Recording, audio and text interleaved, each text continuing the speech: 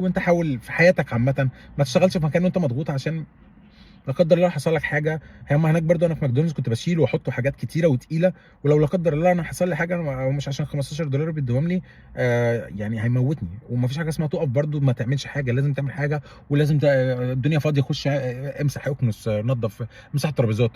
يعني ثبتني في حاجه، انزل هات الحاجه من تحت، هات الحاجه من الثلاجه جوه.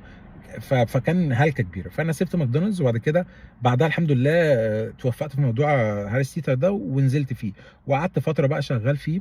انا كنت جاي اعمل حسابي ان انا هنا في فيرجينيا وجنبي دي سي، فانا كنت عامل حسابي ان انا هشتري عربيه واشتغل عليها ليفت. يعني ليفت دي زي اوبر، لان ليفت بتفتح معاك الاول وبعد كده اوبر.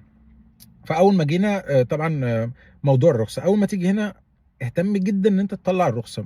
موضوع الرخصه ده لما تعدي عليك سنه بعد كده ممكن تفتح اوبر، وبتفتح بقى حاجات كتير بقى في دور داش، في برامج اللي هي بتاعت جيت هاب، مش جيت هاب سوري، جيت هاب ده بتاع البرمجه، اسمه جراب هاب. وفي في امازون فليكس، في حاجات كتير قوي.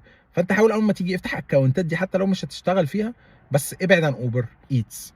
هقول لكم ليه بعد كده يعني.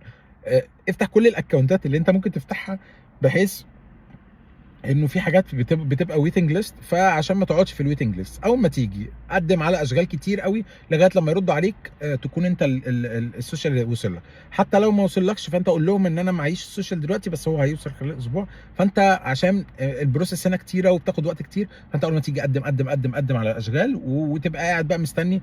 وحاول تفتح الاكونتات زي ما قلت لكم.